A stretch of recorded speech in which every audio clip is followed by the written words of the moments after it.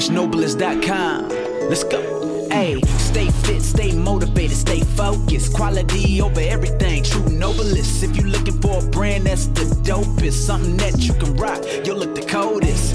T-shirts, beanies and hats, sweatshirts, even hoodies with a tank to match. You can wear it at the gym or when you run on the track. Need to check the website, yeah, I'm telling you facts. Hey, True-Noblest, got you looking good, you know this. Take a picture, I mean right now. It ain't just a brand, baby, it's a lifestyle. Yeah, True-Noblest, quality over everything. Yeah. Y'all heard that, True-Noblest. Y'all get those clothes, man. What's up? Welcome to a brand new episode of IZM Radio. We got the girls running around here, late as hell, just doing everything and anything. We're making it do what it do. I'm Tariq. I'm your gracious host. Today's show also is brought to you by the Vital Card. It's the credit card that pays you to share. You can earn cash back on all transactions. Get paid cash for every person you refer. That's right. Share and earn cash rewards. The Vital Card is proudly backed by Visa. For more information, go to jcsvitalcard.com, ladies and gentlemen. All right, now we got one of my co-hosts here. Layla, you got it together? I'm blaming it on Bree. My mic sounds low, too. Is it low? Yeah. Keep talking. Maybe it's your headphones. Let me turn your headphones up. Hello? Oh, there we go. It's my headphones. Okay. All right. Bree made me late. Let's blame it on Bree. Blame it on Bree. Blame it on Bree. Yes. But you're here. I'm here, though. You're here. It's raining, though. I know it's raining cats and dogs out here in L.A. It's raining like crazy. Bree. House is sliding off the mountain. Yes, it is. Let's get Bree on in here to introduce herself. What's up, Bree? Hey, everybody. So, what was going on with you, Bree, out here in the rain? You couldn't stand the rain? Oh, my God. Look like a wet puppy over there. Oh, my goodness. She look cute. It don't even ever rain in California. What is going on? Man, how y'all doing, ladies? We're good. I'm good now that I'm here. There you go. There you go. Now, we got my brother in the house. Let me turn the music down for my brother. We got the original, the OG, the triple OG. Oh, what's up? Yes, Mr. Freeway Ricky Ross. How are you, brother? Hey. Thank you for having me on the show, man. My man, I ran into you in Vegas. You did. Yes. You saw me doing my thing. Yeah, my man was hustling out there in Vegas. Man. My man got a good book. I read some of the book. The book is deep. We gotta just go all the way back. For those who don't know, Ricky Ross. This is not the rapper, but the young bucks out here. This is the original Freeway Rick Ross. This is the person who Rick Ross the rapper, and no disrespect to Rick Ross the rapper. I like his flow. None. But he took the name. He took this brother's name. My identity, not just a name. Right. You want to look like me, you want to act like me. Yeah. I mean, you know the dude is wild. Yeah. It's like but it is what it is, you know. It's like some MC Gusto Get stuff. his money. Get your money, though. Yes. You can't knock the hustle. Yo, you dig? But Freeway Rick was a major drug dealer out here in the Los Angeles area. Not just L.A., I think. We made a few other places. Yeah. You know, we stopped in Texas, Cincinnati, and St. Louis, and Kansas City, and Texas, Louisiana. We made a few stops, you know what I'm saying, along the way. But L.A. was my main place where it all started. Now, let's go back. Were you born in Texas? I was born in Texas. Yeah, right. That's what I thought. Yeah, but my mom moved from Texas when I was like 3, maybe just finna turn 4. Okay. You know, she decided she wanted to give us a better opportunity. You know, Texas was so racist, you know. Right. They still had black and white bathrooms, you know, back then. So you were 3 years old when you moved to L.A.? Correct. And you guys moved to the South Central area? South Central. I've been in South Central all my life. Wow. Now, your mom, wasn't it true, because you've seen violence at a very young age. I did. Something happened with your mother's eye. What happened with that? Well, my uncle hit her in the eye with a stick. He was also stabbing his wife. Damn. When my mom got in it, and my mom wound up shooting him. Oh, wow. And talk closer to the mic, brother.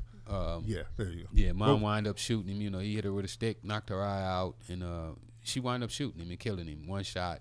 And it killed him. And you saw this as a kid? I was standing right on her side when she did it. Matter of fact, she pushed me back when my uncle came toward her. She pushed me behind her, and you know, next thing I know, it was like pow, and and this was like my uncle was like my father too, you know, because my father and my mom had separated, so my uncle had became, you know, I knew he was my uncle, but he was like my father too, right, you know, right. like I loved him, you know, and to see him laying there and gasping for air, and then my mom took me out of the room where it happened at was you know, kind of shocking.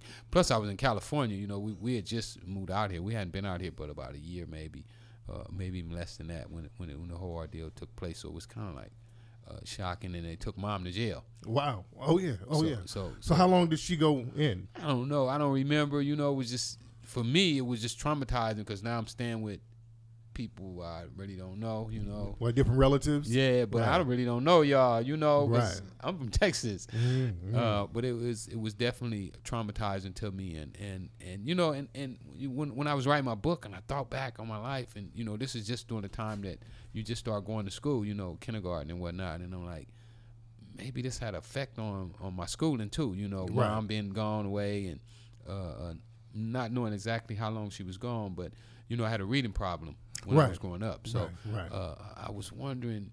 Do you think that the trauma of that contributed to the reading problem? Just possibly, you know, I can't say for sure, but that's right during a critical time that a kid should be, you know, learning how to read and doing the ABCs and so forth. Because you were illiterate until you were 28 years old. 28 years old. I mean, you couldn't read or write at all. At all. How did you get through school? They just passed me through, you know. When I got in high school, you know, I played tennis. I was a good tennis player. Right. Made all city. And my coach would always go to my teachers and be like, well, we need Rick on the team. We need a C. And they always gave it to him. Wow. So now let's go back down. Where in LA, where in South Central did you grow up? What area? I stayed on 87th and Figueroa. Okay. That neighborhood? That neighborhood crib? What is that? No, that's Hoover. Hoover, okay, yeah. That's Hoover crib. Okay. Wow. Well, you never got involved in the game. No. When I was first time I saw the Crips, I was about 11 years old. You know, in elementary. What year is this? What, 75? No, this is like maybe 71. Okay, that's early. So yeah, 71. So the Crips was just getting started. Yeah. We were just becoming knowledgeable to me, and I wanted to be a Crip when I saw him. You know, I saw Big Tookie and the rest of them, and I was like, oh, yeah, I like that. You know, the camaraderie, you know. and all you the were on the guys west together. side. Yeah, you were on the west side. Right? Yeah. So I wanted to be a Crip, you know. But fortunate enough for me, I started playing tennis at like 12. Yeah. You know, and at 11, my mom wasn't going for it. You Of know? course. You know, she wasn't having that. Crip, boy. Yeah, I'm going to crip you all right. Now, let's fast forward into the dope game. How did you get in the dope game? Who was your first plug? Man, it was crazy how I got started, man. You know what? It's funny too. You got Superfly posted right here in the thing. Yeah. One of my cousins take me, because you know at this time Arthur Ashe is my idol. Oh, he was the shit back in the day. Yeah, I want to be like Arthur Ashe, Yeah. right? When I go to the movie theater though, you know, I see this guy, and he ain't like no other black man I ever seen.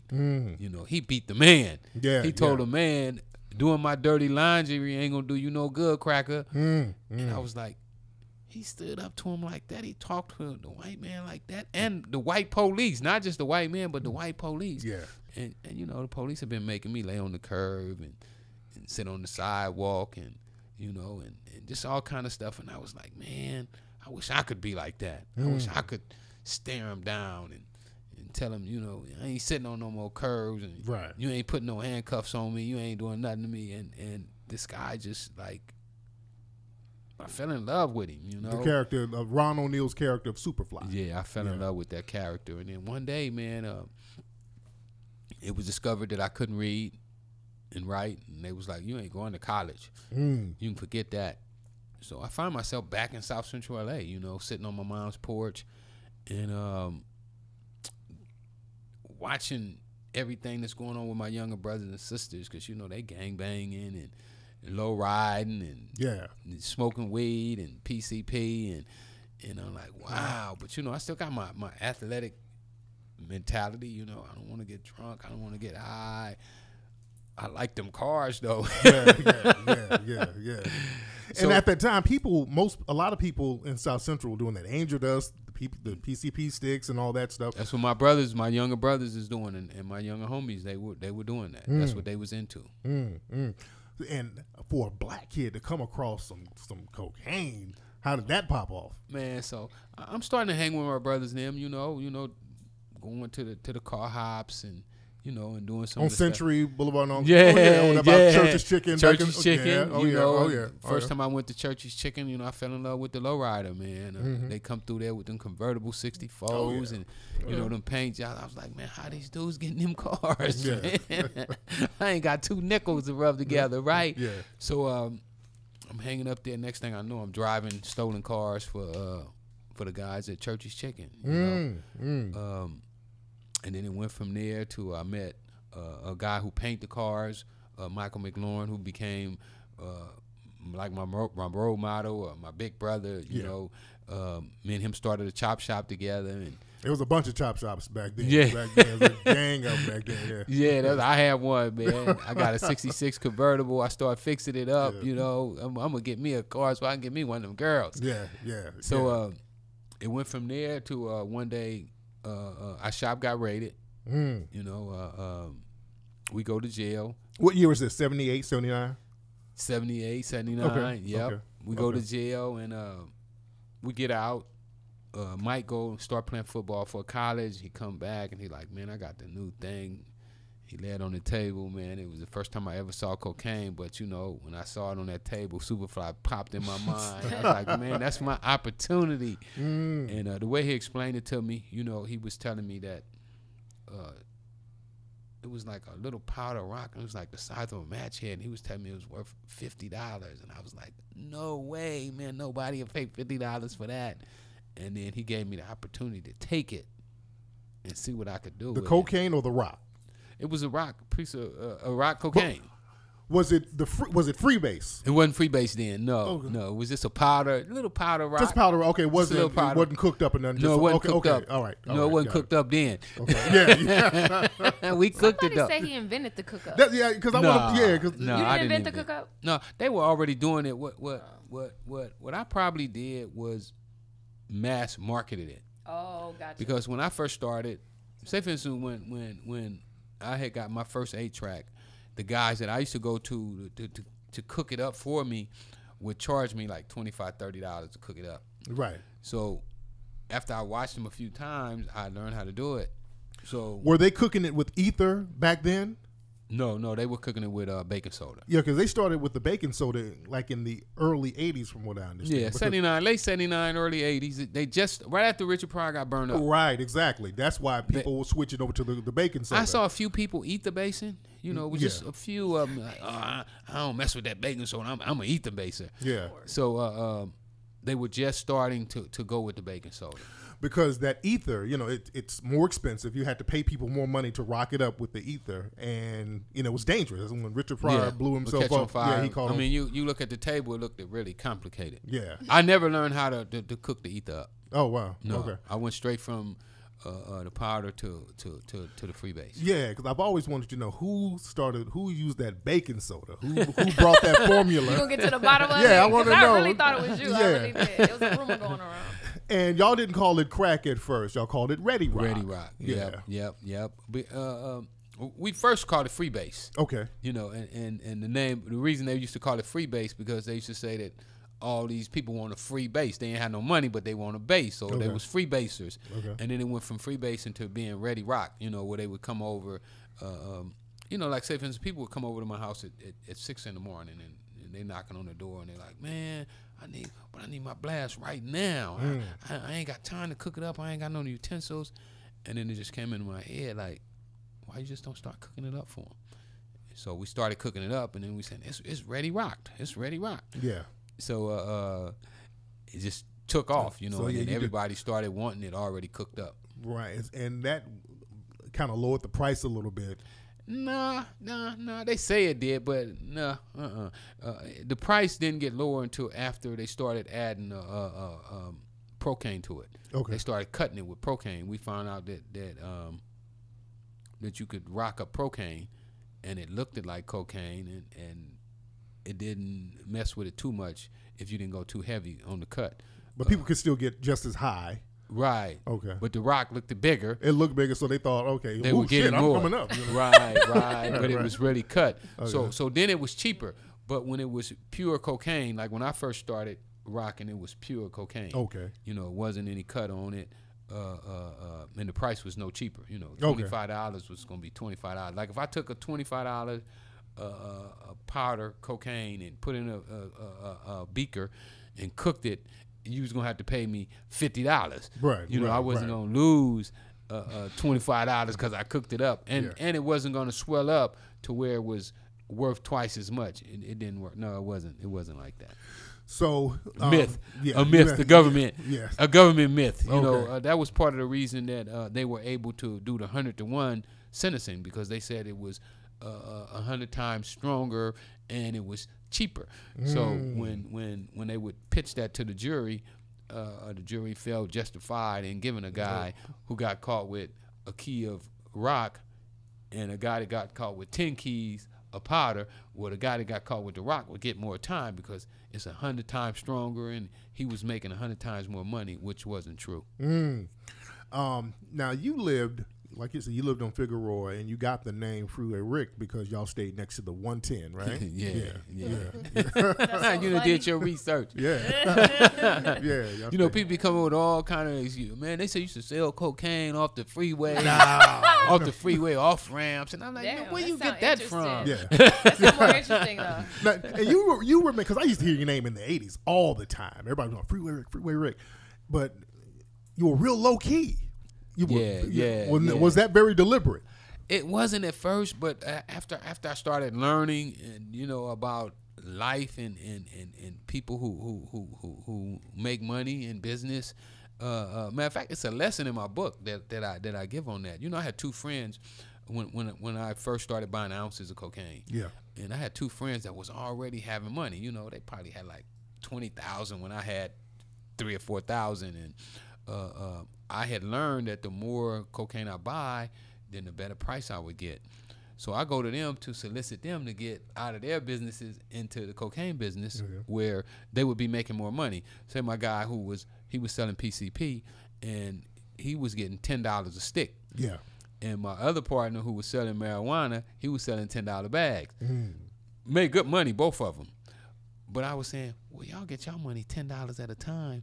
They come and see me with 100. So it made sense to them. So they both came in and they started doing really good in the cocaine business. And when I got up to like 16,000, I don't know how much money they had, but they went and bought brand new cars. Okay. And them buying them brand new cars took them from where they should have been my boss and made them my workers. Wow. Because you took your 16,000. What'd you do? I went and bought cocaine. Bought another. So when it was time for them to re-up, it was crazy. I mean, you're talking about a youngster who really had never done business or anything, so I really didn't understand. But when it was time for them to re-up, I had my 16 ounces, and I didn't need no more cocaine. So they would be like, man, I want to get an ounce. I want to get an ounce. And it was my connection, so I would call it connection. I was like, my man want to get an ounce. He's like, I don't want to sell no ounce. I thought you was going to buy 16s every time you come. He said, look, I just gave you a $300 discount. Sell it to them for what they normally pay me for it. So I started doing that, and then I looked up, and these dudes was buying an ounce every day. Okay. So now every day off of these two guys alone, I'm making $600 a day profit. Okay. And what year is this? 82, 81, 82? 81, 82. Okay. And this is basically with no effort on my own. It's basically where I learned your money work harder than you do. Right. Right. And were you just working the corners at that time? Or? I was still working the corner too. Okay. I would keep my stash at the house, at my mama's house, stashed away, and I would be on the street working just like they was working. But when they needed an ounce, I would run to the house, grab my ounce, hand it to them, make $300 profit, and boom. So that $300 would pay the rent, take the girlfriend out to the movies, and just everything that I need. And that's the lesson that I learned, to let your money work for you and not work for your money. Now, when did you get to the point where you could have people work for you and you didn't have to work the corners no more? It didn't take long. I probably stayed on the street about 3 months. Okay, that's wow, damn. You like fuck this block. I didn't stay on the block long at all. But See, I was still in a particular spot because my mom was a Christian. Oh, okay. Diehard Christian. Yeah. I had some Christian beliefs too. You know, I was into that thing. You know, she had me. I'd been brought up in the church, so I didn't want my mom to know I was selling cocaine. Okay. So the way to keep it from her is don't buy nothing new. Oh, right. So you had to keep it real low key. So I was keeping it low key, you know, partially to hide it from her. Mm-hmm. So that's kind of how the low key thing came about. But I also saw that being low key made me stack my bread. Yeah. And my bread was stacking. I mean, the first time I had 100,000, my mom found it. Oh, damn. She sent me running out the house all day. You know, I ain't tripping. You know that she watching me. You know, you thinking, you know, I'm 21, 22 years old. You know, mom don't care. I ain't breaking nothing. I ain't doing nothing wrong. But she see me keep coming in the house because every time I make $1,000, I run to the house, put it up, back to the block, $1,000. But now, you know, the block is hot. Yeah. You know, these blocks got to where they was doing 100,000 a day. Yeah. So, you know, now you hitting this boom, boom, boom, boom, boom. But before I was doing that, I was probably doing like 20, 30. But I'm hitting the house 20, 30 times a day. Going to the room, going to the room, going to the room. And well, you were there on like Figueroa, especially. Figueroa. Figueroa. Yeah, Figueroa. Yeah. I'm still on Figueroa. Yeah, You know, I ain't changed. Yes, I ain't want to leave Figueroa. Yeah. So mom went in the room and she moved my dirty clothes and there my stash was. Damn. So I come in the house, the stash, and mom's got the stash. And she's sitting on the bed crying and counting my money. She counting. I'm like, who's the plug? Shit, mom saw that 100 stacks. You're like, shit. Yeah, man, she begged me to get out. Man, quit now. Quit while you're ahead. They're going to kill you. Oh, wow. This the mob. The mob got you. Did you have to sign a contract? Oh, damn. So when did you get the Freeway motel? When did you get that? I was like 22, 23. Okay. That was one of the first things I ever bought. The motel. Yeah. Oh, Because mom's Oh, you own those. Yeah. You were owning those. I was. I used to. Okay.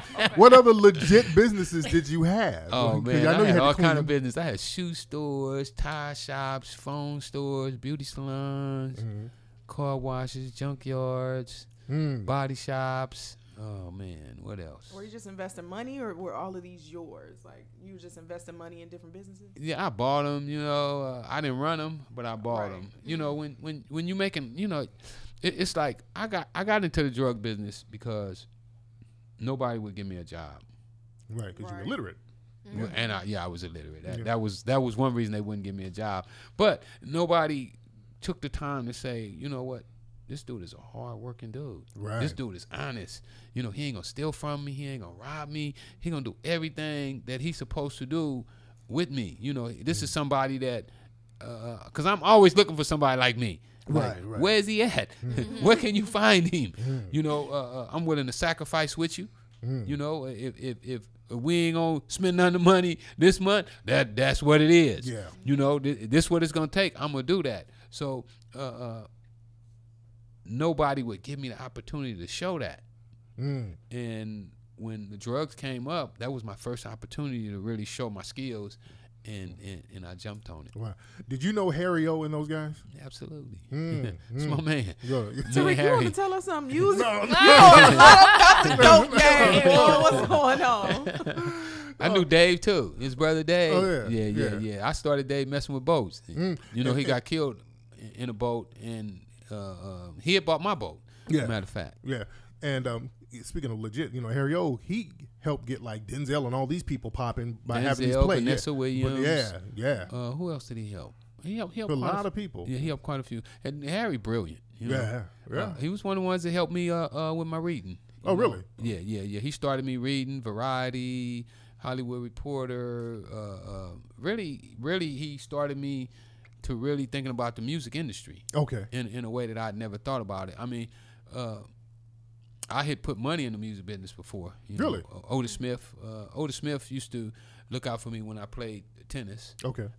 Otis Smith was the owner of Beverly Glen Music, who found Anita Baker. Okay. And he came to me one day. We was at a tennis match, and he was getting jumped on by some white boys. Oh, damn. And I just happened to be there to save his life. Oh, damn. And to pay me back, he took me out for dinner and started telling me what he did for a living. I've been knowing him when I was a kid because he paid me to play tennis with his kids, but I never thought to ask him, man, what you do for a living? You driving brand new convertible Rolls Royce. What do you do?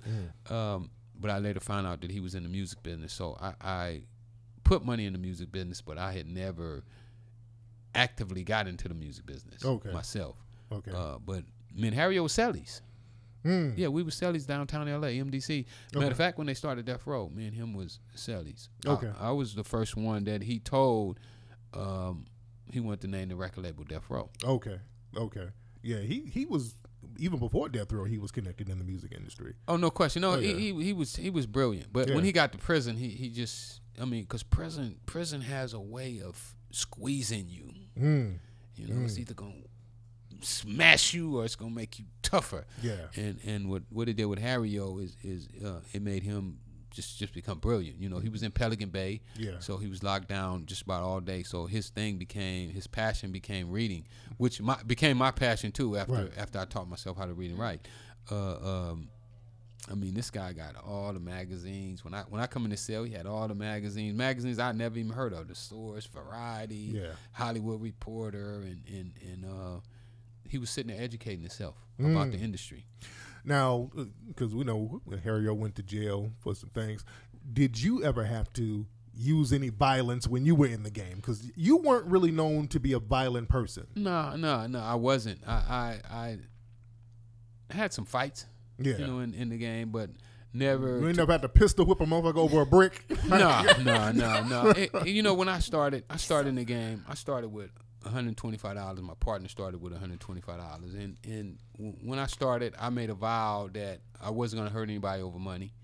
That the only way I would physically hurt somebody is in self-defense. Now, what if somebody cross you though? I mean, guys, they have now. Oh, okay. I got there late. Oh, okay. I got there late. Oh, I see what you're saying. I got the situations late. You know, yeah. One time, some of my little homegirls, boyfriend broke in our car and stole our stuff, and then he going around town trying to sell it, and what he didn't know is that all the people in the town just about was connected. So who we go to sell it to was my people. Yeah. And they grab him, and before I get there, my guys had already got there, and when I got there, they had already beat him up, and it was, you know, one of those situations. You had a lot of motherfuckers working for you. I had a crew, you know. Yeah. One of the things everybody, I work for Freeway. They try to say, how many employees did you have? You know what the feds try to say? Well, he wasn't violent, but he employed a bunch of violent people. Yeah.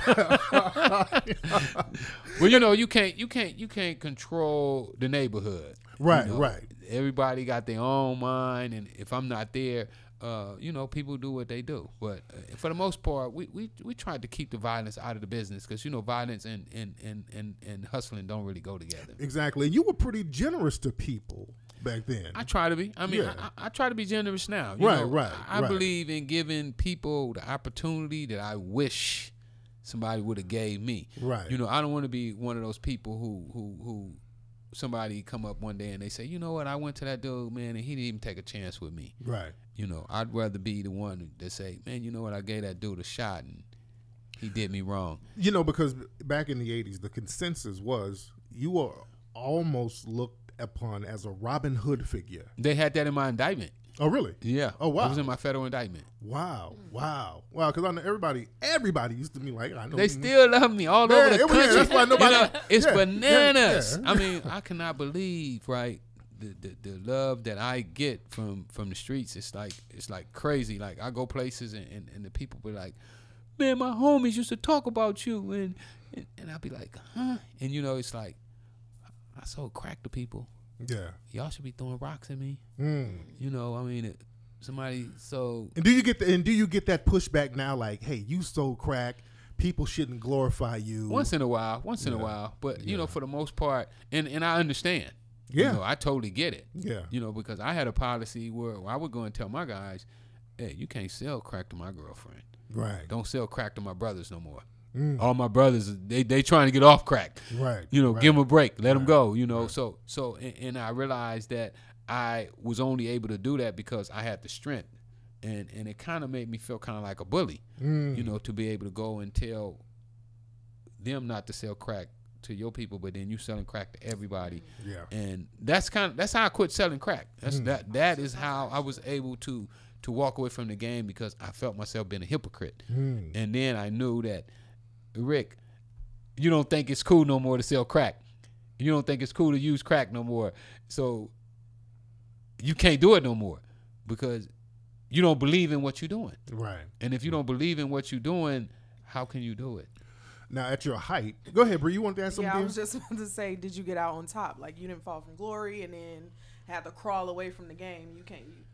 Well, when I quit on my own terms, but I was already was indicted. So they kind of got you about the game a little bit. Yeah. Now, at your height, how much were you making a day? I had days I made $3 million. Damn. A day? A day. Yeah. In one day? One day. Is Damn. the crack game still open? Are you guys hiring? Are you hiring now? Y'all trying to get some work as a drug mule? Strap a kilo under your breast. Yeah, but you know how them secret indictments work. Yeah. They indict you and they catch you 2, 3, 4, 5, 10 years later, and you got to go down. Yeah. We been had the paperwork. We were just waiting to put that body with the paperwork. Exactly. So What about your supplier though? I heard your supplier was working with the government. Blendin. When did you meet He was a Blendin? rat. Yeah. When did you? Yes. When and how did you meet Blendin? Man, we paid to meet Blendin. You and some of your people. Well, let me tell you what happened. The guy that I've been getting my drugs from had got shot by his wife in the back, and he was paralyzed. So he turned me over to his brother-in-law, who knew Blendin. His brother-in-law was really a coward. Okay. He didn't really want to be in the business anyway.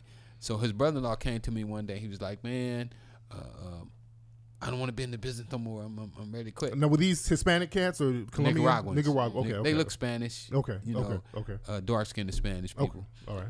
And he was like, "Man, I don't want to be in the business no more. I want to turn you on to the people. Give me 100,000 For the plug. for the plug." Yeah. So I was like, "I'll give you 60."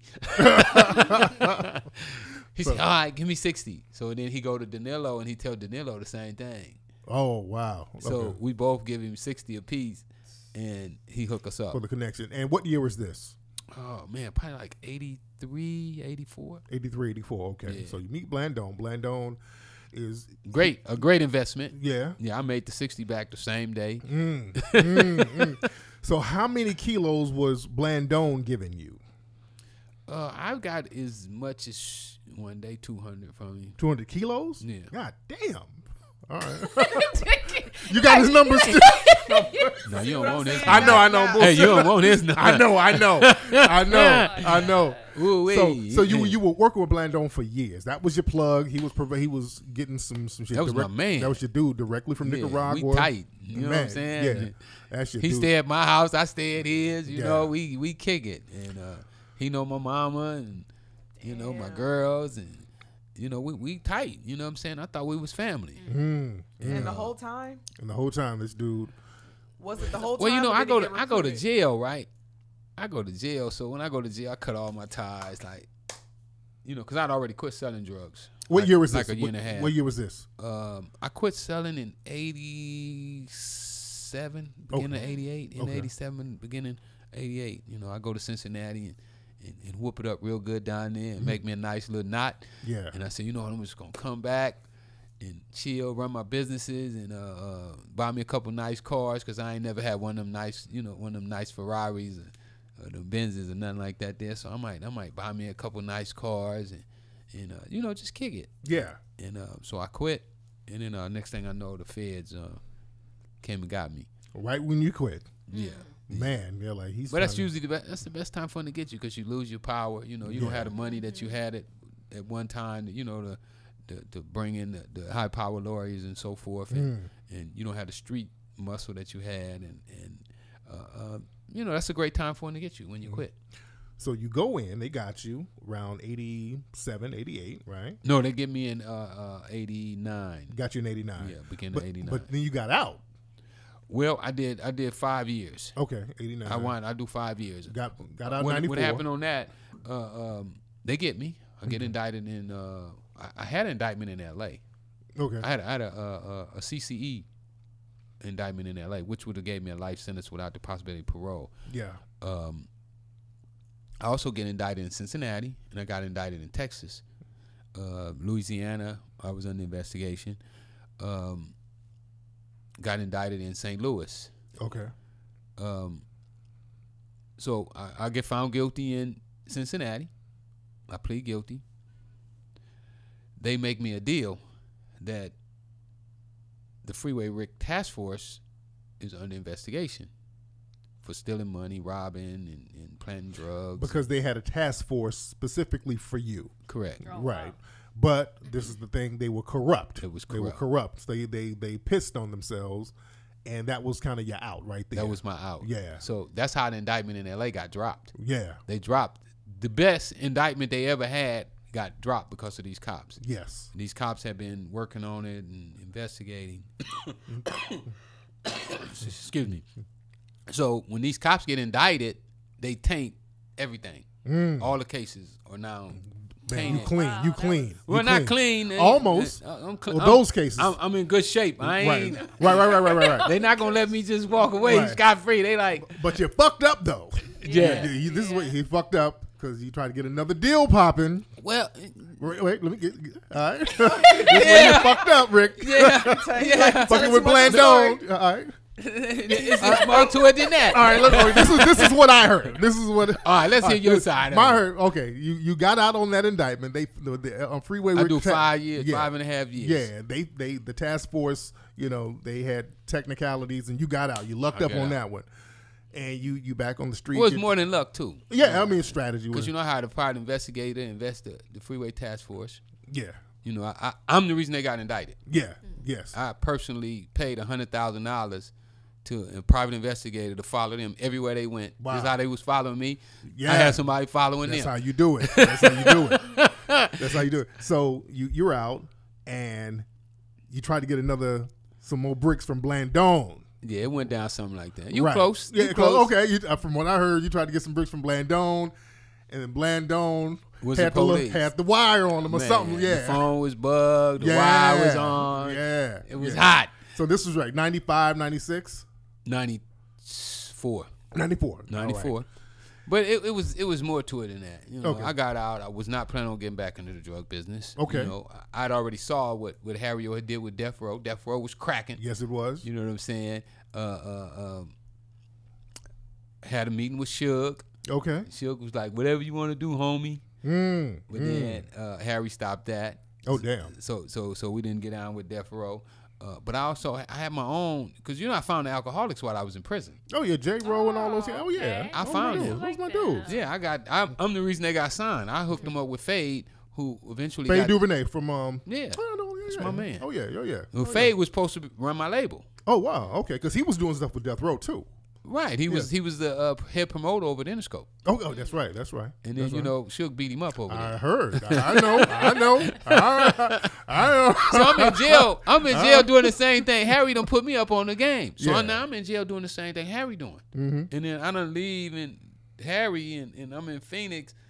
But now I'm finna put my label together like I see you put Death Row together. I'm Yeah. finna put Rick Ross Music Group together. So I start working on my label and everything. So I'm finna hit in the music business. And I had bought an old theater before I went to jail. I had paid $1.3 million for an old theater Well, out here or Cincinnati? in L.A. In L.A. What was the theater? Right there on Crenshaw and Adams. The old Apollo. Okay. So I'm gonna put that together. I'm gonna make that the new rap, cause the Good Life was cracking in. Yep, right on. But I was Crenshaw. gonna I was gonna give Good Life the blues, cause my place held like 4,000 people. So Yeah. I'm like, Good Life's just a cafe. yeah, it was just a little cafe. I was gonna hurt the city. And then they did that article on me. LA Times did that article that if there was ever a guy that was at the eye of the storm of the crack cocaine era was me. Oh damn. And after that, the DEA was put Blendin on me and go get that dude. So he started calling me, hey man, I got this price, I got that price, and one day he called me with my man Chico. You see my documentary, you'll hear Chico. Me and him kind of got different versions of what happened. You know, he heard the conversation from my version, and he was like, man, let me do the deal. And he said that I told him, man, you ought to do the deal.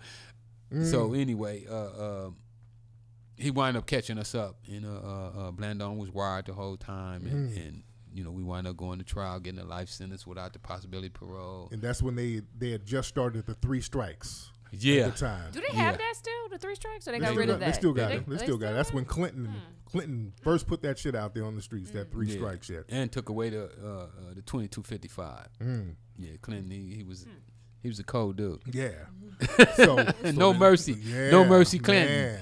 So they get you got life, and you got out. Now people, they got a misconception that you snitched to get out. You have people, that's not true. I mean, you know what? The rapper put that out. Oh, word. Yeah, he put the okay. The rapper. The rapper, yeah. And I tell people, anybody with common sense, what you could do with the state of the internet, and I'm all over the internet. Wouldn't it be a guy who I told on? Wouldn't he come forward?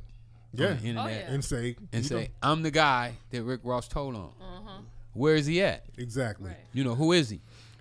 How you got out, from what I understand, there was a strategy.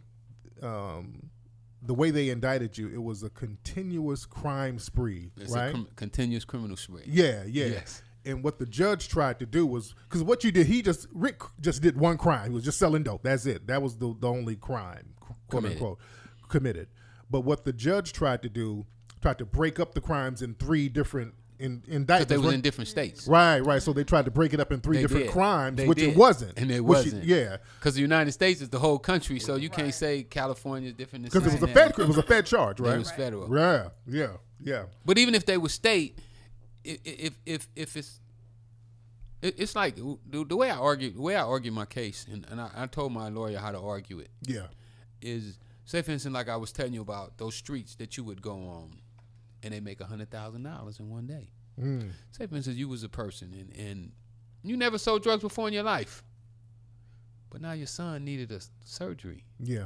He needed $50,000, and you don't have no way to get it. But you see these dudes on your block, right in front of your house, making all this money. And you say, you know what? Hell, I'm going to get my son that money today. And you go out there and you take over the block. And you just pop, pop, pop, pop, pop, pop, pop, pop. And the police are sitting there and they filming you. And they say you make 50 sales. Okay. Technically, the way they tried to charge me is they saying those 50 sales made you a career criminal. Because each one of those sales is a different indictment. Right. But it's a continuous criminal spree. Right. Because you was never interrupted. Nobody ever came and got you. Now, you would definitely be a career criminal if you woke up at 8 o'clock in the morning and you made a sale and the cops arrested you, put you in jail, and you bailed out. You bailed out, went right back out at 12 o'clock, did it again. You bailed out again, and you did it again that day. They could say you're a career criminal because your criminal spree was interrupted. But mine was never interrupted because they couldn't catch me. Right. They were always looking for me. They never put handcuffs on me. So by them never putting handcuffs on me, I had never been brought to my senses. And so I was able to say that all of my stuff was one continuous spree, and they had to consolidate my my convictions. Right. And make it one conviction. And you just did the 20 years on that one. Yeah. So and then I worked that 20 down on them too. You know. Go ahead, Bree. Did they never caught you because you were were you running or? Oh yeah, I was always running. Oh, okay. Rick would to the next sale. He would physically to the next sale. I mean, I don't know. I found out about you through Rick Ross. Like I'm young enough to be that part of. I'm not gonna lie, I did too. Yeah. So it's but like I researched you after. Yeah, right, exactly. Yeah, I was always running to the next sale. Okay. Even when Blendin was wearing that wire, didn't y'all get into a high-speed chase? Yeah, I took off running. Yeah. That's Freeway. You got on the freeway. I wasn't just going to stay there. You know what I'm saying? I'm going to lay down on the ground. No. So now how did you work that 20 years down, too? Because how many years did you actually do? I did 20 altogether. 20 years in like 3 months with the 2 bits. Okay. The 2 bits. Okay. Well, what happened is, the appeals court told her that she couldn't give me more than 24 years. In prison. So when I go back to court on my appeal, I'm not the same person no more. You know, this is like 8 years. I've been in jail 8 years now. So, I'm reading and I done took classes and did drug programs, and I done read 200 books. And so when I go and I start talking to the judge, she like, who is this guy? Yeah, you know, and she saw me grow into her courtroom, you know, and right. One of the things that my lawyer had said about my judge is that she had grown a fondness of me. Okay. You know, to see me develop inside of their system. Even to the point that when I got out, you know, I almost got violated. Oh, really? Why? What happened? Taking a picture with another felon. Oh, yeah, they were just nitpicking that type of shit. Yeah. But they took me back to court, and he was asking for 2 or 3 years for me for taking a picture with. Yeah, you can't be around felons. You can't be around felons. And they look for little stuff to get you on. So. But my judge, she wouldn't do it. She was like, the guy done spend a third of his life in prison, and you think I'm gonna send? He probably don't know nobody else but people in jail. Yeah, I mean, shit. I mean, who was the fella? Who was it? Jimmy the Saint from Philadelphia. The book, the author. Oh, okay. You know, me and him wrote a book together called Black Scarface. And, okay. And me and him took a picture when I went to Philly to speak at a school. We took a picture together with the book, and he posted it on his social media. Oh, damn. And my PO saw it. Oh, wow. Now, let's go back. Now, Blendin, you found out later through Gary Webb. Gary Webb was a journalist, this white cat out of, I think, San Jose. Mercury News. And he did some digging around, and he saw a connection with Blendin. I think it was Blendin and the CIA. Blendin and the CIA. Yeah. The frogman. Yeah. Oh, yeah, because there was a shipment of cocaine that was underwater. Yeah, they was using scuba diving. Yeah, they were using scuba diving to get it off the boat. Yeah, and they was. Yeah. This was the biggest bust at that time in U.S. history. Man, I didn't know I thought it was just California history. Wow. Might have been California. Okay. It might have been U.S. I don't know, but I heard about that. Was it was that here or in the Bay? It was in the Bay. That's what I thought. Okay, so they were underwater trying to get the cocaine. They would drop the cocaine off, and the scuba divers would get it, but they got caught. And they started putting some connections together. Yeah. Well, what happened is a lady by the name of Cora, her uncle or boyfriend or something like that, he got arrested. Mm-hmm. And they took all of his property, everything he owned, his bank accounts, his houses and cars and everything. And he had been in jail for like 3 or 4 years and never been to trial. Mm. So she had read an article that Gary Webb had wrote about the forfeiture laws, you know, talking about how, I don't know if you remember, but at one time, if you was riding down the street and you was smoking a joint and the police pull you over, well, we're going to take your car. Oh, yeah. Nothing you can say about it. No court date, no nothing. We ain't taking you to jail. We just going to take the car and keep the car. They used to do that shit big out here for any reason. So, take your car, So Gary got a hold of the story, and he wrote a big story about it, which it got the forfeiture laws changed all around the country. Yeah. Where now, if they pull you over and they find drugs in the car, you have to go to trial, and they have to have a hearing and all that before they can take your property. But at one time, they was just taking your property. Well, she read that article that Gary had did, and she was like, I like your reporting. I think that, you know, you got the people's interest at heart. Well, you need to know about this right here. And when she told it to him, Gary laughed at her. Yeah, he thought she was bullshitting. Yeah. And she said, you know, invite him down for lunch, and I got papers to show you. And I think Gary said when he saw the papers, he asked her, where you get these papers from? And she said she told him, I can't tell you that, but I can give you the papers. So she was hustling. So she hustled the game. Yeah. So that's how the investigation started. And then next thing I know, I'm calling my lawyer one day, and we're talking about cases, and he was like, man, this reporter want to talk to you. And it was Gary Webb.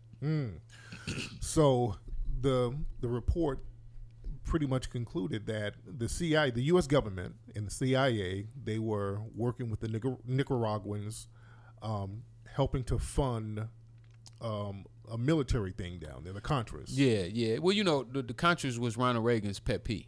Yeah. And George Bush. Yeah. They felt that if the Sandinistas win the war over Nicaragua, that Russia would be on this continent. Right. And they didn't want Russia on this continent at all costs. You know, if it means sacrificing the whole black community, so be it. Y'all go. Yeah. But we don't want Russia here. And they needed to fund it, but they couldn't do it, you know, with the tax dollars, so they had to. Congress cut it off because Right. the Contras was doing some heinous crimes. You Right, know, right. raping women and killing innocent people and kids and so forth. So Congress was like, we don't want to have nothing to do with them. Stop giving them money. So what they needed is they needed a way to get money to them without Congress knowing about it. So what better way to get money to people when nobody know about it, like everybody else, sell Right. drugs. Yeah, and sell it in South Central in L.A., starting there rather, because they get spread out. Yeah, And like, absolutely. yeah, nobody cares. It was that type of thing. Absolutely. Wow. The U.S. government did the same thing with Pablo Escobar. You know, they had people said that they funded Los Pepes. It was a vigilante group. So that's kind of a thing that they would do, fund these vigilante groups down there in South America. With Noriega too. Oh yeah. I mean, that ain't the first time. You know, we know they did it with Harron in the 60s. And the thing that was so amazing this time and what probably made the story so big is that now they had a connection to the black community. And you have documented proof that we were being targeted out here. Right. And they had proof that the guy, the CIA operative now was going to be in court testifying that he sold drugs to a black guy in South Central LA and how much drugs he sold to me. You know, so Gary didn't believe that they was going to let him testify. Gary thought that I was just going to walk out the courtroom. He's like, man, they're going to get to trial and they're going to let you walk right out the courtroom. No way they're going to let this guy testify. And, you know, Gary told me he'd had all kind of incidents with the prosecutors and with the DEA. Keep your nose out of this. You don't need to be in this, you know, and so forth. And then, you know, once he printed his story, you know, the whole country went against him. Yeah. He LA broke a rule. Times. Yeah, they ruined his career and just, you know, brought him to suicide. Yeah, they say suicide. They say, right. I want to see the autopsy. Yeah, you dig? Let me see the autopsy. You You know what I'm dig? saying? You shot yourself in the head twice, huh? Wow. Yeah, let me see. Wow, that's yeah, what they let me said? see. That's what it says. Wow. Let me see how you do that. Damn. And then they had a Yeah, doctor to aren't come you on and dead? say, oh, it's possible. You can do it. Shit. But yeah, he told too much. Yeah. In white society, they will sacrifice you. You tell too much. And he was connecting the hell out of them dots, man. Yeah. So, you know, Gary was a great dude, you know, and I think that we need more guys like him. We do. Man. We do. You know, We do. that'll tell the truth, you Yeah. know. I could see what he'd be doing with Trump right now. Man. If he- Man. with this Russia investigation, dig? Gary probably put it all out there, You man. dig? Now, whatever happened to Blendin? What happened to him? Man, when we were shooting the documentary, we you know, I ran him down. I found him one time. I could find him again. Oh, damn. So I ran him down. I found some people that got him on the telephone. Matter of fact, Mark, one of the producers, went over to Nicaragua and met with him, and he wouldn't get on camera. And he said an awful lot of nasty stuff about me, kind of like the rapper, you know, when you put him up against the wall, and they, and I hadn't even, you know, I don't even get into bad mouthing people, but he just went off. They say he just went off. That Ricky is a bad guy and don't believe nothing he says. He's a liar. And I said, where that come from? I ain't even said nothing about him. I know. Wow. You know, so he definitely felt the pressure, you know, of what happened, and from what I understand now, he's still over in Nicaragua, you know, doing his thing with his little businesses. Oh, wow. So he's free, doing his goddamn thing. Still got his money. Still got his money. He still got his shit. With his DEA You're pass. welcome. You're welcome, United States government. You know, I got him kicked out the country though. A word? Okay. Oh, you know, they gave him a green card. Oh, damn. They did. DEA, yeah, they gave him a green card. I said, hold up, this man can't have no green card. Right. Mm. You know, I went to their law books on him. I Oh, told the judge, I said, Your Honor, first of all, he shouldn't even, because I slipped, right, because I wasn't up on my game early into my bit. You know, I started learning the law later on. But after I went to trial, I figured out that he wasn't even supposed to testify. You know, the jury was supposed to know this guy, the green card he got is illegal. And then they had a agent who fabricated his green card from INS. Damn. And then we put him on the stand, and then he was lying and said he didn't know the guy wasn't supposed to have a green card, and he told his supervisor that the guy had a conviction, and his supervisor come in and said he never told me. Oh, that's why he mad at you then. Yeah, because you sent him back. You got his ass about to good shit. I was You're supposed to. Hell yeah, Exactly. you supposed to be over here. Snitching wearing a fucking and wire. getting a check. And getting a check. Yeah. You know, they gave him $80,000 for getting me. Wow. Yeah, he got an $80,000 check for getting me. God damn. What about Rick Ross though? The rapper, yes. Yeah, the rapper. Y'all like, even though, you know, how's y'all relationship? Do y'all have a relationship? None. None. None. I was gonna say, None. I was just wondering. He just wear my name. Okay. The homies called him Little Rick.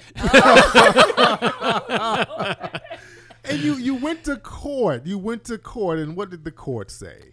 Well, you know what? They said I should have filed my lawsuit 5 days before I got out. Statute of limitations ran out on me. Oh, man. Well, the courts just don't like me, man. I just lost another case the other day about the documentary. You know, they say I had a contract with my documentary. Which one? Signed contract. The one that's on Netflix right now. Okay. You know, I don't get no money out of that. Really? Damn. Nah. You don't get no money I out don't of get nothing Netflix. out of that. Damn. I signed the contract, so I'm 50% owner of it. Okay. I produced 75% of it. They took my producer's credit off. The Jew, Mark Levin, whose name is all over it, went to court. He told another Jew judge that even though I had a written contract, said that there can be no verbal agreements. Everything has to be done in writing. Wow. The judge, he told the judge that I verbally told him that I don't want nothing to do with the documentary. Wow. Why would you do that? together. Come on. They stick together. Man. They stick together, No black question. people. Wow. No Man. question. Y'all better wake up. Man, you Y'all gotta better have your wake paperwork. No. I got the paperwork. Yeah. No, had the they're paperwork. like, fuck it. He said The something else. Jews Man. stick And it's together. still, how could they even And do then that? and then look at this here. You know, this was like one of the biggest days of my life when my doc when it came. You know, when it premiered. Yeah. I mean, you know, I ain't never had nothing premiere on TV before, right? Yeah. Got you right. So my doc is premiering at the Black Film Festival, and I just want to come see what the people said about it, right? So I walk in the building, and they say for me coming to the building was a show that I agree with what they was doing. Oh, damn. That's so dirty. I That's said, some who wouldn't have slick shit. came to the see, you know, the how the people thought about it, and Right. they said that was a show that I agree with him. God We just got the damn. ruling yesterday. Oh, damn. Yeah, Damn. it's fresh off the press. Damn. First people. But I ain't tripping though. Man. I ain't tripping though. You know, because they done took a You whole should lot have from came me. to me. We could have done that damn documentary, man. We could have done that Fuck shit and that got shit. it popping. Right. You dig? Well, you My know, nigga. when I got out, I didn't really know nobody. I've been Yeah. gone 20 years. Yeah. You know, I mean, I got out the 6 months, but the 6 months was, you know, that was like a vacation. So when I got home, I didn't really know nobody. Yeah. You know, and I'm thinking I'm being smart. You know, get your paperwork done. Had a lawyer draw your paperwork up, and you know your paperwork gonna stick. But at the end of the day, you know they rule They with their plan own. that. They Yeah. plan that. And even with the rapper, you know, I'm gonna be honest with you. If I would have just sued the rapper, I probably would have won. You tried to sue the label. I sued Universal. Oh, man. I sued Universal and Warner Brothers. And they was like, no. They got lawyers and Hey, they judges had in their pocket. 15 lawyers in the courtroom. Oh, yeah. You know what my bill is right now? Like, what, 400,000? No, How much? no. Keep going. Oh, shit. 800,000? They told me I owed them $1 million. God damn. They asked the judge for $1.5 million. Damn. In lawyer fees. And lawyer to pay it back. Yeah. Damn. They asked for $1.5 million in lawyer fees. They come in there with 15 lawyers, man. Yeah. So I'm like, wow. Mm. And then I'm looking at the rapper, right? Because you know all this come out of his royalty. That's why he ain't got no money right now, because he's still paying all them royalties that they loaned him that $1.5 million. Because even though the judge only gave me, you know, told me I only got to pay $1 million, you know, Universal told him, no, you gonna pay the whole 1.5 Exactly. and the interest on top of that. Damn. Damn. You know them white folks don't play. So I say, didn't it become a time where they say, well, look, I mean, I'm just thinking if I'd have been the rapper, I would have been like, man, y'all charged me $200,000 already? How much Rick want? Damn. Right. You know what I'm saying? How much he want? Man. Let's offer him $100,000. Let's offer him $200,000. You know, when it get to $600,000, I mean, you know, they send you a bill. Oh, we spent $600,000 in attorney fees. Yeah. Don't you say, hold up? Right. What do Rick want? Yeah. How can we buy Rick off? Yeah, I'm like, shit. That's Just, what I thought just happened. an out of court settlement. Shit. I think 100,000 in some Section 8 or some shit. Hey, when the judge told me, when they read the papers and they say they'll spend $1.5 million, I couldn't believe it. God damn. I said he got to be super duper. Now the show on FX, Snowfall. Now that's loosely based on you, or is it just overly based on you? I believe it is. You know, so they didn't consult with you on that? No. Me and John. Oh man. Oh my God. Me and John spoke the other night. We bumped into each other at John Singleton. Shout out to John Singleton. Yeah, we bumped into each other at Red Grant's party the other night. Shout out to Red. Red is my dude. Red, my dude too. Yeah. Shout out to Red. Wild Red. Yeah. Red clown Yes. at his birthday party. Y'all. Yes. Ooh, don't show no film of that. Yeah, so I ran into John. We supposed to be sitting down because you know I got my movie I'm working on too. Okay, is this the narrative or another documentary? This is gonna be the motion picture. Okay. You know, narrative. Don't get Terrence Howard to play you, goddamn. I want some cocaine, man. They never did a movie on you yet, They right? never, no. Never. Yeah, they have one called 100 Kilos, a low budget one. That's what I Okay, was about to say. okay. Okay. It was low budget. It was Yeah. low budget. Yeah. And one of my boys did it. So I need John to direct it. Yeah. So me and him supposed to be sitting down in the next couple of weeks, I guess, the next few days, and talk about you know, me maybe getting a consultant job on Snowfall. Man, that's your fucking story, dude. They know that. I'm like, they broke Rick off on this. I mean, this is the whole shit. I mean, You know they don't want to break us off, man. We got to break ourselves off. But damn, they blatantly taking shit, man. And then maybe Yeah, want how to does get you a that work? consultant Yeah. job. Yeah, how does that work? Can you do it? No, I'm joking. No, they know how to reword things, but Just I say mean, it was theirs. yeah. Yeah, they try to twist it, you know, change the name and, you know, from Freeway to Frank. And Yeah. Oh, yes, slightly. His name is Highway James. Like, hold on. Fuck out of here. You know this is plagiarism. yeah. Man. So what's the name of your book, brother? Where can people get your book? They can go to my book and get my book at freewayrickyross.com and get my T-shirts there. Yes. I was rocking. The people love the T-shirt I had. Man, Yes. that was dope. Yeah, You had man. that shirt on like 2 days after it came out, man. I'm like, Yeah, I how got the hell did he get that so fast? Yeah, because I like that shirt is tight as shit. So I got one, man, and people were loving it. Yeah. So yeah, go to my brother's website. I appreciate you too, man. No doubt, showing the love, you know, and that's what we got to do as black people, man. We got to show each other love, man. And No doubt. So often, you know, when we get it, you know, we like, oh, I got mine, you get yours. Yeah.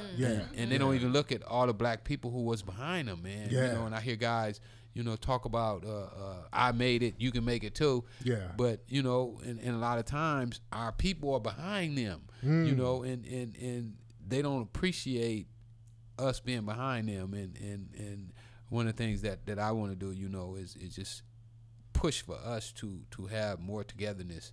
You know, right now too, you know, I'm pushing this equal equity with the marijuana, recreational marijuana here in LA. Yeah.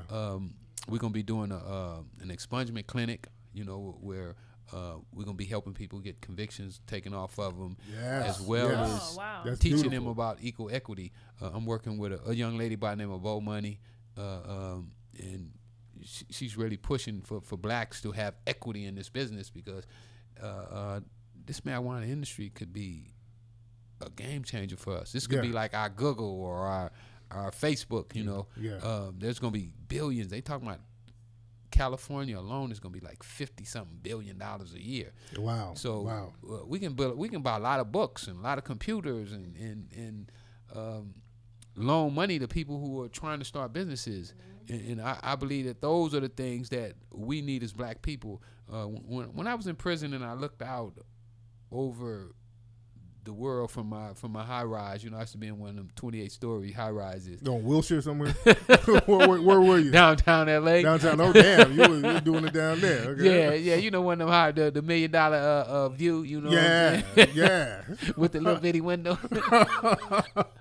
You can see the view, but if you're looking out a little window. Exactly. And I was saying, man, what can I do to help my people? And it came to me is that I could teach them economics. So what I want to do is just continue to help us trying to build our economic status, because I believe once we become strong economically, then a lot of the things that they do to us, they won't do because we can affect their pocketbooks. Absolutely. Let's go back to the 80s. Did you help fund any rappers back in the 80s out here in L.A.? Not necessarily help fund them. I don't know if you ever heard of Master Spade. Mixed Master Spade, yeah. Him and Fila Al, all those dudes. Yeah. Yes, well, Spade used to come and get his work for me. So you know, he had the first drum machine, they say, in the city. In L.A., okay. Yeah. Were you at that manual art show that they did? I wasn't. Okay. Because I saw something like that. They showed a clip of that in the documentary. You know, we had a big beach party at one time when I opened up my tire shop, in Spade and LL and everybody came out to that. But I didn't even go to that because of the Freeway Task Force. You know, all they wanted to do was see me. Right. You know, they didn't need to find no drugs. All they wanted to do was just lay eyes on me. So a lot of times, things that was taking place, I couldn't participate in because of my name was so ringing that all they wanted to do was put their eyes on me so they could put their hands on me. So I had to stay out of the limelight. Oh yeah. I mean, you were real low key back in the day. I had to be, man. I had to be. Yeah, I had 35 cops that was looking for me every day. Well, damn. So you would just move from crib to crib. Yeah. So $3 million a day, you never bought anything big? Houses. That's it. Houses. Yeah. Okay. Real estate. Houses. Well, that's good. Real estate's good. I had. That's the biggest thing you ever bought. Like the biggest thing you ever bought was houses. Anything else? Anything like a helicopter? I'm expecting a plane. So they can really catch him. A nigga running around in a helicopter, pulling up to the club. Oh yeah, we got him. Hotel, my tire shop, my theater. Oh, that's dope. Okay. You know, but that those was all $1 million buildings. Yeah. But that was the gift and the curse. See, you had a lot of money, but you couldn't really. You couldn't enjoy it. You couldn't enjoy it though. No, but other people did. Yeah. You get to see other people enjoy it. Man, I mean, you know, it's good to you know, like people say, man, when you got all that money, which none of my people was losing their cars, you know, wasn't nobody getting put out, you know, like right now I got a cousin that's staying in a motel. And back then she wouldn't have been staying in a motel because I would have came and just bought her a house. That's why nobody was snitching on you back in the day. Nobody in the neighborhood. Nobody snitched on him. Nobody told my rent pass. Yeah, nobody snitched on Rick because Rick was looking out for everybody. Right. Well, you know, what I found out how the Freeway Task Force even came about is that they say that they kept hearing this myth out of South Central LA about this young guy in South Central with all this millions of dollars. Yeah. And the city hall wanted to know who was this guy that we keep hearing about. And that's how my whole investigation started. Not that somebody was trying to tell on me, but they were bragging about me. Right, you know, right. They loved me. You know, the community loved me, and that's how my indictment came about. So sometimes people gotta just shut the fuck up. Yeah. Love me. Dry snitching. Yeah, they call that dry snitching. Yeah, like they ain't snitching on you, but what? Rick is good with them drugs, man. Well, he got the best cocaine ever. Oh man. Hey, when I went to jail, my first time going to jail, I'm in a holding tank, and there's a guy in the jailhouse telling a story about me. Oh don't damn! Even know And don't even know it's in there. He's telling people that he was my cousin. Oh damn! Oh my! You gotta love that. Hilarious. The amount of cocaine was on the table, and how much cocaine he was snorting, and we was snorting. And did you tap him on the shoulder and was like, No, let him keep talking.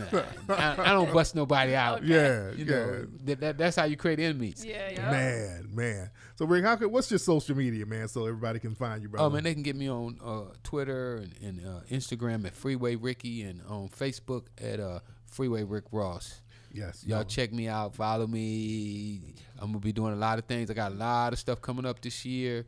A lot of opportunities for people who want to get down with me. Some of the stuff I can't even talk about right now. Man. I just signed some deals in the past couple weeks. Hope it ain't with Blendin. Blendin ain't got a green card no more. I had to go to Nicaragua. You might have some Nicaraguan cruise. I had to go to Nicaragua. Man, good to have you. You know, I got another book coming out too, man. By my first 6 months being out of prison, called Riding with Rick. Okay. That's done. Oh, good. Just waiting till I do 100,000 of this. The Freeway Rick Ross book. Once I do 100,000, I'm gonna drop the Riding with Rick, which is gonna be a continuation of me showing all the things that I learned in prison and how I was taking those things and making them work for myself. You know, I read over 300 books before I got out. Oh, wow. Wow. Yeah. Wow. I educated myself while I was there. I ain't no chump. That's what So you're supposed to do. Don't be in there turning to different religions. You come out with a turban on and shit. No, you better read them law books and get up out of there. So many times that's what we do too. You know, we go in there and we watch TV and study the Bible and go from Muslim to Christian and then Buddhism and more Science Temple, but we don't put no fat on our head. And what I figured out is that my problem wasn't religion. My problem was I wanted some money. Absolutely. My man. All right, what y'all doing this weekend, Layla? Me and Bree turning up. No, I have no idea. I really have no idea. I don't know. I'm just playing it by ear. See with the rain. Oh yeah, it's raining. Is it gonna be raining all week? We don't know how to act in California with. Is it gonna be raining all week? I think today's the last day. Supposedly, we'll see. And what's Bree doing with the IZM shirt on, looking like a snack? Hey. I don't wear t-shirts, so I know she always says that because I have big breasts. They look stupid on me. No, they don't. Yes, they do. I don't. This one got my picture on it, so let me see the picture. Oh yeah, yeah, right. Rick wants to see the picture. Rick looking for a new drug mule in his life. He looking for a new trap queen. Hey, making $1 million a day. Sign me the hell up. Didn't y'all say, Rick, y'all were counting so much money at one time, y'all were getting blisters on your hand? And that was before we got the money machines. The money machines back. Yeah. It was so bad that we didn't want to count money. Oh man. Wow. Some days we don't want to sell drugs today because we don't want to count the money. Man, wow. It was popping like that in the 80s though. Out here, that shit was popping. And that was before we knew to hire a couple girls. You know, yeah. Oh, we should get the money machine, get you a couple girls, and they're gonna take care of everything for you. They have no problem with counting it. No, hell no. Man, anyway, Bree, what is your Instagram, dear? I'm at It's Bree Small, ITSBRISMAL.